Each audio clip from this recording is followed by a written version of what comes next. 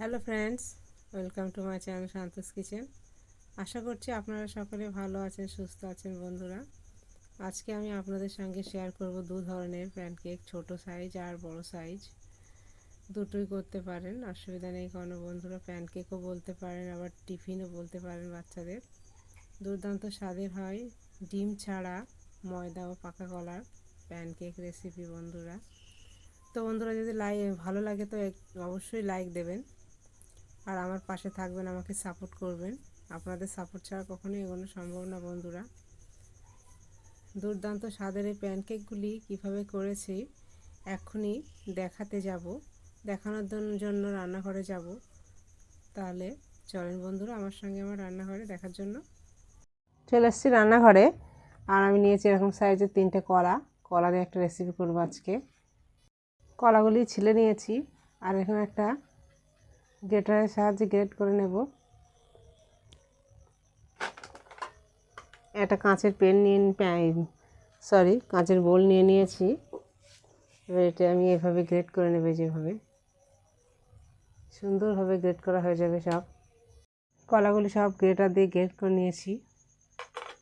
এবারে দিয়ে দেবো একটু ময়দাটা আগে করে চেলে রেখেছি আমি।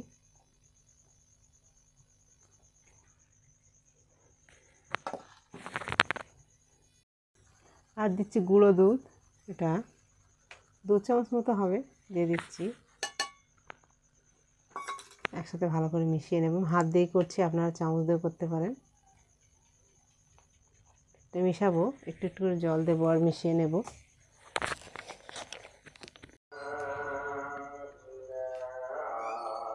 দিয়ে দিচ্ছি জল একটু একটু করে দেবো, আর এভাবে মেখে নেব। মানে খুব পাতলাও করব না, আবার খুব ঘনও করব না, মিডিয়াম করব। দিয়ে দিচ্ছি স্বাদ মতো লবণ।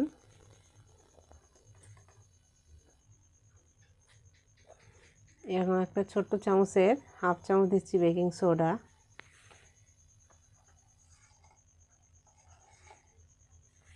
আর হাফ চামচের একটু বেশি দিচ্ছি বেকিং পাউডার। ছোট চামচ দেখেই বুঝতে পারছেন, এই যে এতটা ছোট। আর দিয়ে দিচ্ছি 50 গ্রাম মতো আখের গুড়। এটা দিলে স্বাদটা আর বেড়ে যাবে, মানে মিষ্টি মিষ্টি হবে আর কি। এমনি কলাটা মিষ্টি, তবুও আমি একটু দিয়েছি হালকা, ভালো লাগবে খেতে। যারা গুড় না দিতে চান তারা চিনি দিয়ে করবেন, অসুবিধা নেই কোনো। আমি আখের গুড় দিয়েছি এখানে। ভালো করে সবাইকে এভাবে ফেটিয়ে নেব, গুড়টার সঙ্গে মিশিয়ে নেব। গুড়টা দিলে কালারটা সুন্দর আসবে, ভালো লাগবে, আর খেতেও মজা হয়। আমি সমস্ত কাজ হাত দিয়েই করে ফেললাম। আপনারা চাইলে কাঁটা চামচ বা ডিম গোলা দিয়েও করতে পারেন। আর আমার এই ঘনত্বটা এমন হয়েছে যে দেখে বুঝতে পারছেন কেমন হয়েছে। বন্ধুরা, এটা আমার রেডি হয়ে গেছে। আর লবণটা স্বাদ মতো দিয়েছি, আর মিষ্টিটা। এবারে চলে যাব উনানের কাছে এটা রান্না করার জন্য। একটা প্যান উনানে বসিয়ে দিয়েছি, গ্যাসের উনানে। প্যানটা ভালো মতো গরম হয়ে গেছে, দিয়ে দিচ্ছি তেল। রান্নার তেল, যে কোনো তেল দিয়ে করতে পারেন এটা। অল্প একটু তেল দিয়েছি, এটা ঘুরিয়ে নেব।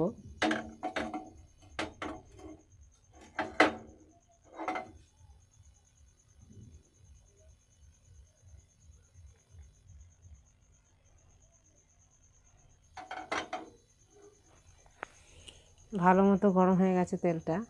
এবার গ্যাসের ফ্লেমটা লো করে দিয়েছি। দিয়ে এবারে আমি আস্তে আস্তে ব্যাটারটা একটু একটু করে দিয়ে দেব।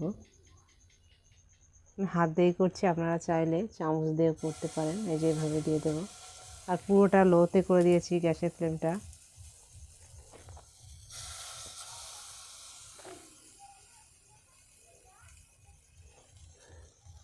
এই প্যানকেকগুলি দুর্দান্ত স্বাদের খেতে হয়। বন্ধুরা, বাচ্চাদের এভাবে আপনারা টিফিনও করে দিতে পারেন, এবং চট জলদি হয়েও যায়।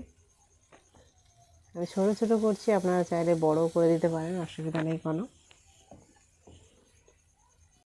এক পিঠ হয়ে গেছে, আরেক পিঠ উল্টিয়ে দিচ্ছি।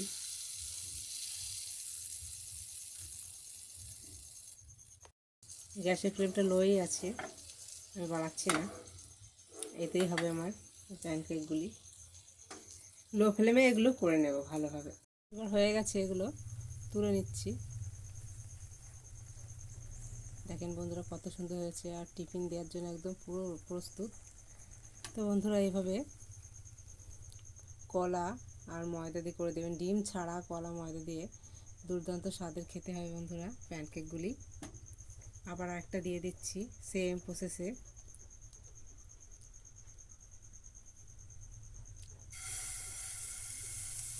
হালকা তেলে এটা করা যায়।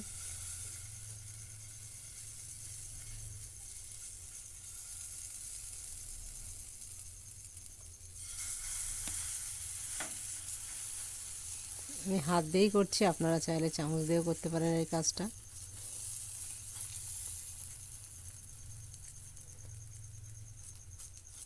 হয়ে গেছে আমার দেয়া। এবারে উল্টিয়ে দিচ্ছি।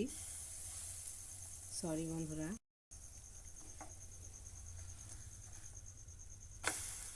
সুন্দরভাবে এটা হয়েছে। এগুলি হয়ে গেছে, তুলে নিচ্ছি।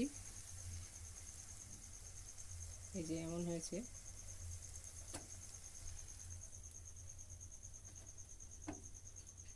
সবগুলি এভাবে ভেজে নিচ্ছি।